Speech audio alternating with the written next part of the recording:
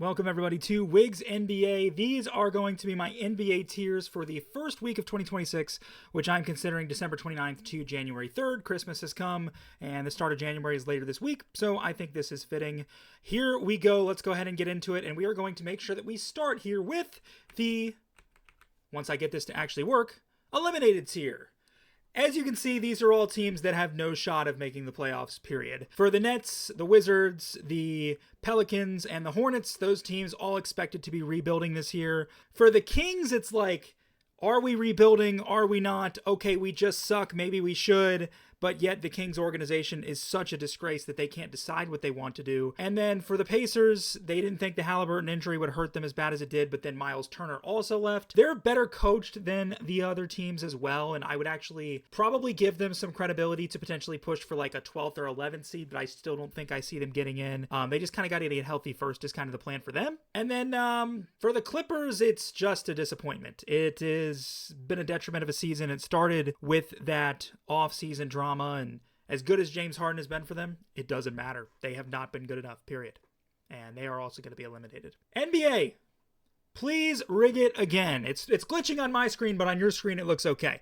These right here are two teams that want the lottery to fall to them, even though they're not even trying to be in the lottery. In the case of the Mavericks, it happened to them last year. They trade Luka Doncic, and the league's like, okay, you trade one of the league's best players to one of our most profitable franchises, and in exchange, we give you the number one pick. In the case of the Bucks, it could be the exact same thing. Giannis wants out, and at the end of the day, even if he gets traded or not, he deserves to go somewhere he wants to. He's given the Bucks everything they can, and they've refused to put anything around him. But I could very well see the lottery rewarding that once again.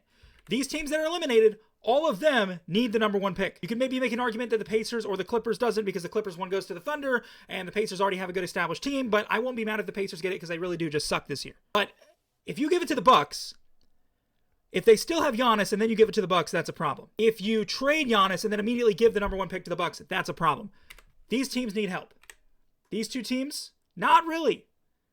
Not comparably, at least. So they're hoping the NBA will rig it for them again. Up next, praying they have enough. Hawks, Jazz, Blazers, Suns, and Bulls. These are all teams that were in rebuilding mode or thought about moving into rebuilding mode that have decided, you know what, we're going to run at it with what we have, and we're going to hope this is enough to make a decent playoff run, and maybe we can attract some free agents to sign with us after. In the case of Atlanta, they've kind of been in that play-in conversation for the longest time. They lucked out, they got the number one pick. They spent it on Zachary Reese-Shea, which was a massive mistake. But good news for them is Jalen Johnson has emerged, and now they've got something figured out. They're hoping that's enough to kind of finally make a push into the Eastern Conference playoff push here. In the case of the Portland Trail Blazers, they've rebuilt it as long as they have. They really haven't made a lot of good picks. And if Deni Avdija did not emerge into what he is now, they'd probably still be in that eliminated tier. But for them, good news is Avdija did emerge. Things got put together. For the Utah Jazz, they rebuilt so much. The lottery screwed them over so much, and they decided it's not worth it anymore. So they are just taking Lauri Markkanen and using him. They're letting him kind of just go off, and it's working really well for them. Keontae George has been improving as well for them. I think Walker Kessler has been solid. Kyle Filipowski has been solid. The Jazz have a solid team.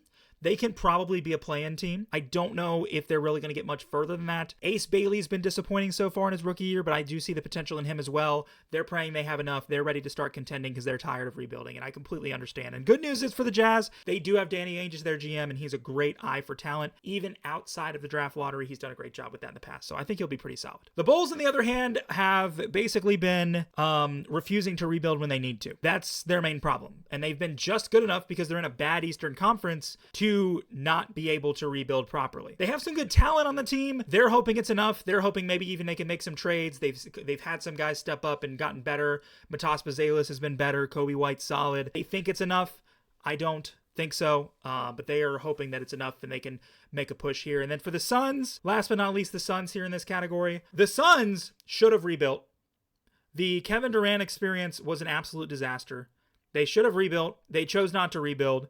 They ended up better than they were last year, which I think some probably expected considering the moves they made. I would have thought they would have tore it down further, got rid of Booker and a whole bunch of other guys. But they did end up a lot better than people thought they were. Credit to Mike Budenholzer. He's a great coach. I don't know why the Bucks fired him. It was a massive mistake. Their downfall after their championship was firing him.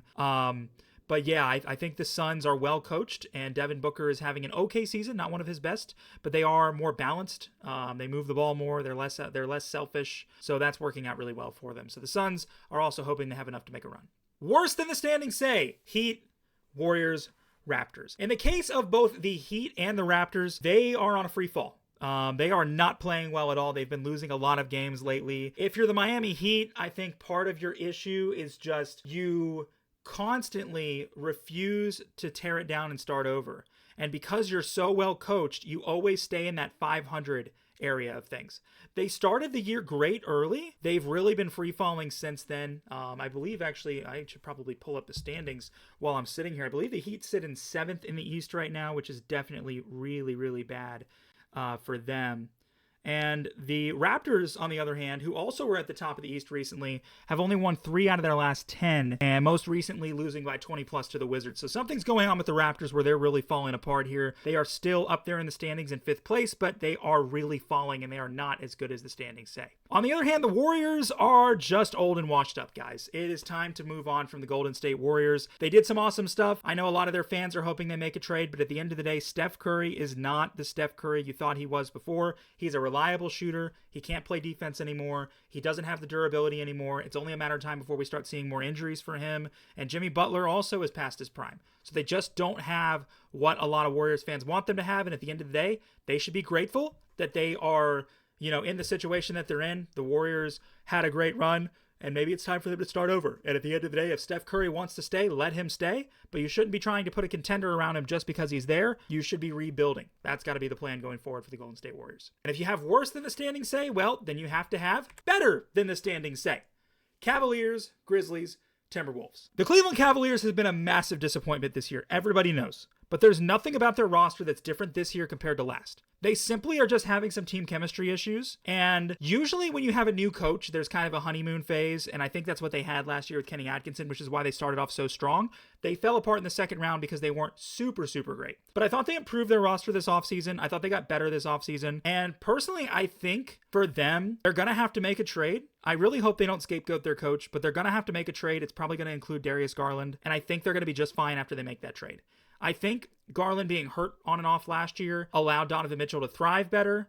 Ty Jerome was also a big piece for them off the bench. But they're playing this same style. It's just not working this time around. And I think it's because guys are healthy and maybe there's just too much demanding going on. It's Donovan Mitchell's team. Maybe he's not being able to lead the way he wants to. That's not working for them. But they are going to be a much better team come the end of the year for sure. For the Grizzlies, they actually are on the come up. Big surprise, guys. For like the 3rd year in a row, Ja Morant gets hurt and the Grizzlies play better without him. This has been the case for I don't know how long. They free fell at the end of last year with Ja Morant. They played well without Ja Morant during his suspension. They are playing well right now without Ja Morant. Ja Morant is not a bad player, but clearly something happens with the Grizzlies team chemistry when he's on the floor, and that's an issue. And then the Minnesota Timberwolves, no doubt about it, the Minnesota Timberwolves are a top 2 team, maybe top 3 team in the West. You could put Denver, OKC, and them in there. San Antonio, Los Angeles, probably after them. If you want to interchange San Antonio, Los Angeles, and Minnesota, you can do that. That's fine.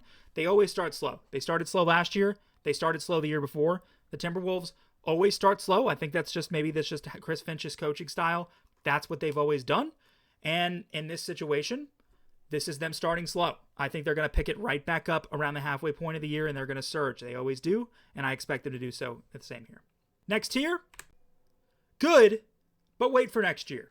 Celtics, Sixers, Magic. For the Celtics, self-explanatory, Jason Tatum will not be back until next year. If we get him sometime in the spring, he's not going to be 100%. He's not going to be the same Jason Tatum you want to see until the following season.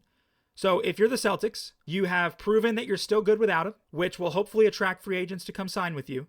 You'll get better this offseason, and then you'll go and contend next year with a healthy team. For the 76ers, it's time to move on from Joel Embiid and Paul George. Tyrese Maxey has proven he is the guy for this team. He is going to be the guy moving forward. VJ Edgecombe has shown some good stuff. Jared McCain is all right. I think you got to get him a better role. And I think you'll get that when you get rid of some of the depth that they have in the starting lineup. But get younger. Tyrese Maxey is carrying you every night, whereas Embiid and Paul George are basically role player level talents at this point anyway. I think it's time to just, get rid of them. See who you can get in free agency. See who you can get in the draft. you'll still make the playoffs with Maxey at the helm here. And next year, you have a chance of really contending if you use some of that money, if you can offload those contracts and get some money to get some help around Tyrese Maxey. I think that's the way you go here. And then for the Magic, I'm not sure what the solution is for the Magic. Paolo Banchero has been so disappointing, but nobody in their right mind is going to trade someone like him. I think for them, it might just be they're a young team that still needs to level up, and they're still figuring things out.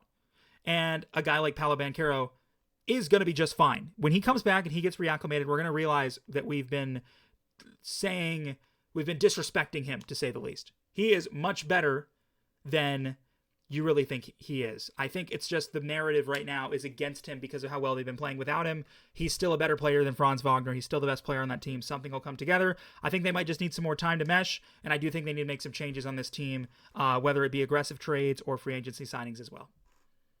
Next up, one major move away. All four of these teams are good.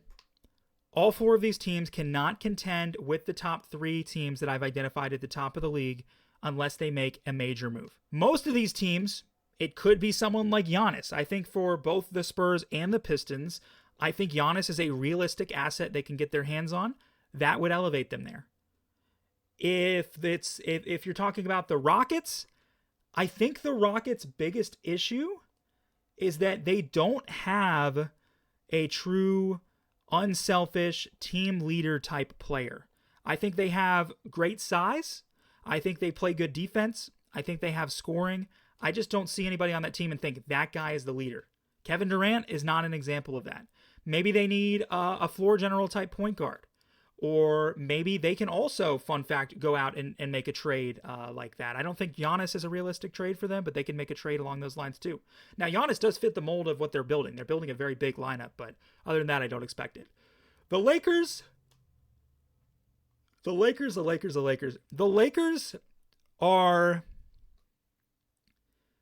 need help on their bench big time. But they might, and I don't think they're going to do this. If they do, I understand. They might want to make the trade for LeBron James. They might want to trade LeBron James. I think LeBron has been a great addition. I think his leadership is incredibly valuable. I think, however, if you can get good depth trading LeBron James, you do it. Now, no team in their right mind is going to trade him for much, unfortunately, because they don't know how many years he's going to play. Personally, I think the only team that would probably trade him much of anything is Cleveland, and it would actually be a really good addition to have LeBron in Cleveland. He's back home.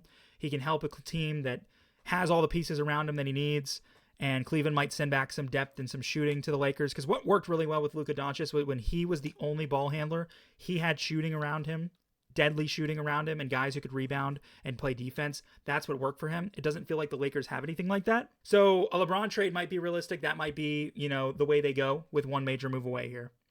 And for the Spurs, I think it's a Giannis trade. I think they have all the pieces. They really just need to, get better as time goes on, but also they could make a Giannis trade and that would get them right there because they're already contending with the Thunder night in and night out. They beat them 3 times, so can't complain there. And last but not least, our last tier is hard to find weakness. Knicks, Nuggets, Thunder. All 3 of these teams I see no flaw in. For the Knicks, it was a little bit of a slow start for them this season. But that was, that's what happens when you have a new coach. And once they've figured it out, they've kind of been dominating everybody night in and night out. For the Nuggets, it has been, in my personal opinion, the best roster Nikola Jokic has ever worked with. The Michael Porter Jr. for Cameron Johnson trade was definitely worth it. I know people are comparing their stats, but they don't understand the fact that, one, Michael Porter Jr. is always hurt, and secondly, he's in a completely different role right now. I think Cameron Johnson being just kind of a straight-up 3-and-D guy is better for them. Bruce Brown came back. Christian Braun keeps getting better. Peyton Watson keeps getting better. Aaron Gordon getting better. I think the Nuggets made phenomenal moves, and they are going to continue to be in that contender tier. I see very few flaws. And then, of course, the Oklahoma City Thunder, who now I believe are sitting, as of recording this video, at 5 losses, I believe. 3 of those to San Antonio, but they can't lose against anybody else, so it's working out pretty well for them. Hard to find a weakness for them as well. So those are my tiers. I will go ahead and cycle back through them for anyone who is interested in seeing them. So here's our eliminated tier. On our next tier there, next tier there, next tier there, and there, and there, and there, and there. Those are our 2026 Week 1 tiers. Thank you guys so much for watching. And If you are interested in seeing a weekly or bi-weekly tiers list, let me know. I was happy to make this, and I will look forward to continuing to share my NBA insight with all of you.